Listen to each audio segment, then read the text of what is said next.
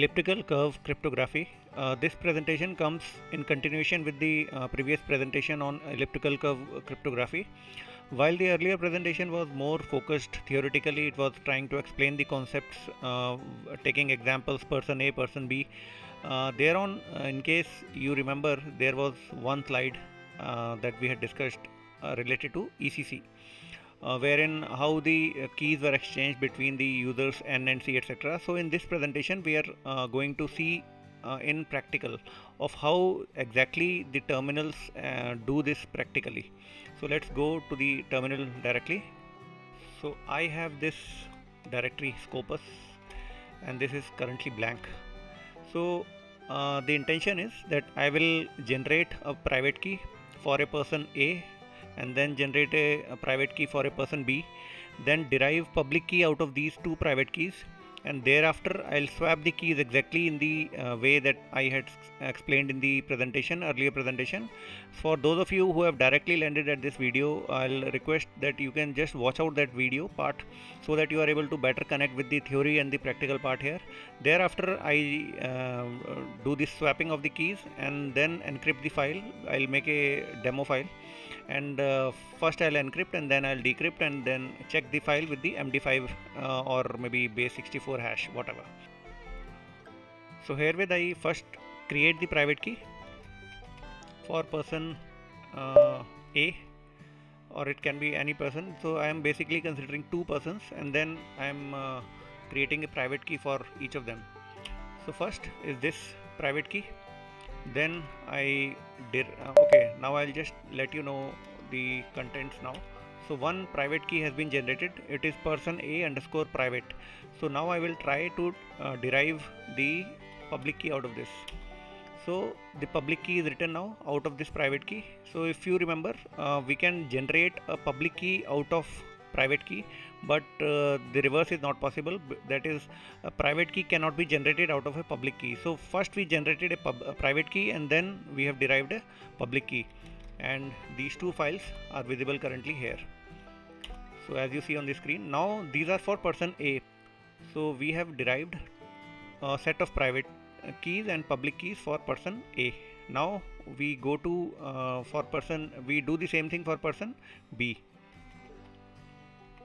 So exclamation mark 2012, basically what is this is a history repeat command, exclamation mark, and you check out from the history. So instead of typing everything, I am just giving out the commands here so that the commands are directly executed, and I save the part on typing. So here I again do the same thing. I derive the public key out of this. Now I will have 4 files inside. So 2 public keys and 2 private keys, both belonging to person A and person B. Now the thing is, if you remember from the slide, we will swap. So in the presentation we had swapped here like this. Now we go back to the terminal. So we come back here and now we swap the keys. Now how do we swap the keys? Simply the command is executed. So in this command what has happened is open SSL is the command, and we see here person A. So this is the private key of A, and then I have taken the public key of B to come out with a person A shared secret bin. So if you remember from that slide, I had derived a separate key which was this. So CHN and NHC. So this was derived theoretically. So now we are doing this practically. So now this has been done for person A. Again we will do it for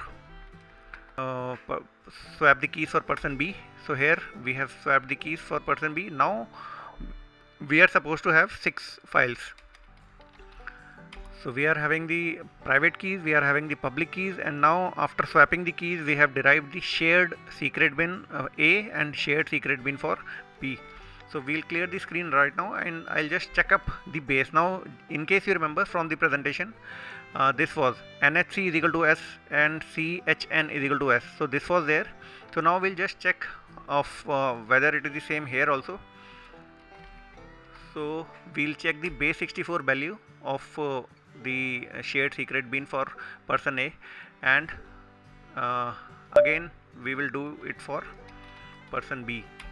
So if you see both the base 64 values for different files, person A and person B shared secret bin, they are the same. So this works on the exactly the same principle that we had discussed there. Now we'll write a file, and now this file will be I love cryptography, small text file. So I love view cryptography, and it has been formed in a plain file text. So it is a text file. So I'll just list out the files again. So along with the public keys, private keys, shared secret bins of person A and B, I have got a plain file text. Now I have to encrypt this. Now if you remember that I had discussed that we do not directly encrypt and decrypt with the public keys that are generated in the ECC, because no tools for encryption and decryption in case of ECC, they are not defined. So instead ECC users use Diffie-Hellman key exchange to compute a shared secret and then communicate using that shared secret key. So we are using that shared secret key to share this file. So now we have got the file, we have got the shared secret keys between the users. So now we simply encrypt the file. So here we encrypt the file. So now we'll again list out. So list out is encrypted.txt. So this was the command which was run. So herein this is the encrypted text which has been generated, and we have used this base A shared secret key. So if you see, this is the person A shared secret key, and the plain text file has been converted into a encrypted text file. So we'll come out of this and we'll now decrypt this file. Now when we decrypt this file, you take a note, what do we use? We have used person B shared secret bin. So we have used this shared secret bin to decrypt. So plain text underscore check.txt is the file. So now we have decrypted a file which is known as plain text underscore check.txt. Now we'll just check the MD5 sum of both the files.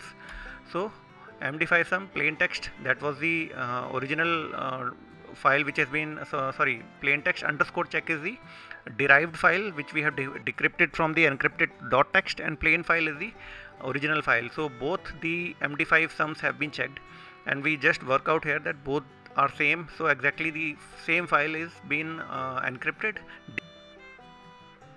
So that's all from here. So we go back to the presentation. So all the command line sets that I have used here, all the command lines on the terminal, so that will be available in the description. And in case you have liked the video, just watch out and subscribe. Thank you.